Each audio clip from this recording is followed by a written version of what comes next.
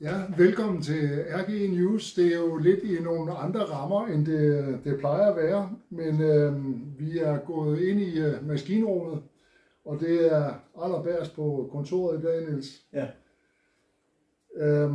Vi har lige et par ting, som vi gerne vil have så mange som overhovedet muligt af RG's medlemmer og venner for at høre. Derfor gør vi det på lidt flere platforme, end vi plejer. Og der er mange ting på dagsordenen i RG. Det er der i øvrigt hele tiden. En af de små spændende ting, vi har lige i øjeblikket, det er, at vi taler med kommunen om nogle muligheder inden for Sammen om Ungelivet.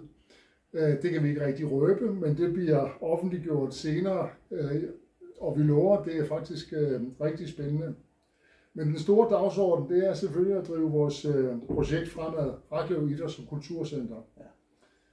Og der, hvor vi er nu, det er at færdiggøre så mange områder som overhovedet muligt, sådan så vi kan få en rigtig flot præsentation og dialog med organisationer, forbund, fonde, partnere, kommune og etc.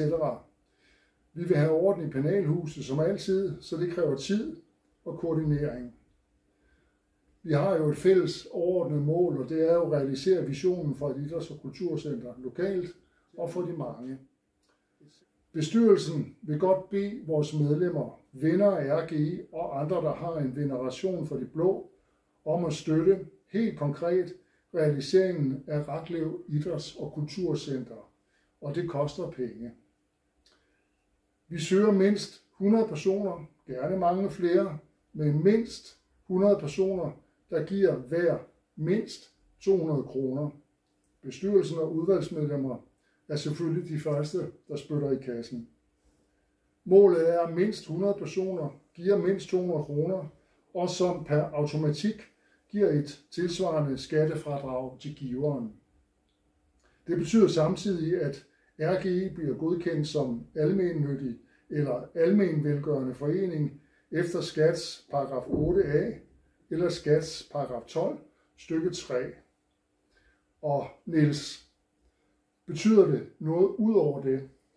Jamen ud over det, hvis vi kan blive godkendt efter de 2 paragrafer der, så betyder det også, at vi kan modtage arv, uden at vi skal betale boafgift.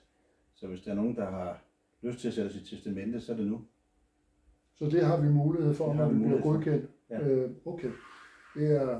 Og så ud over det har vi så også mulighed for jo at få noget momskompensation på nogle af vores udgifter, som vi ikke har i forvejen. Og det er jo det, og alt det vi får ind, det går ubeskåret til udviklingen og arbejdet med Raklev Idrætscenter. Ja. I 2026 vil det betyde en kompensation på ca. 60.000, og det er jo rimelig mange penge i det arbejde her. Ja, det er det. Så vil der på vores hjemmeside raklev.dk være mulighed for at støtte med mindst 200 kroner. Man skal gå ind og trykke ventet, så vil det komme frem. Der står et link og et sted, du skal trykke på. Vi bliver nok nødt til at sige, at du bliver nok ikke den første, fordi at jeg har støttet, Niels har støttet, og resten af bestyrelsen har støttet.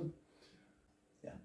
Så vi skal have fundet mindst 100 mennesker. 100 og en hest eller flere. Ja, eller flere, som giver mindst 200 kroner, ja. Sådan så vi kan få sat det her i system. Så vi kan tjene endnu flere penge til vores projekt. Ja. Det håber vi på, I vil hjælpe os med. RG News, bagerst i kontoret. Vi ses.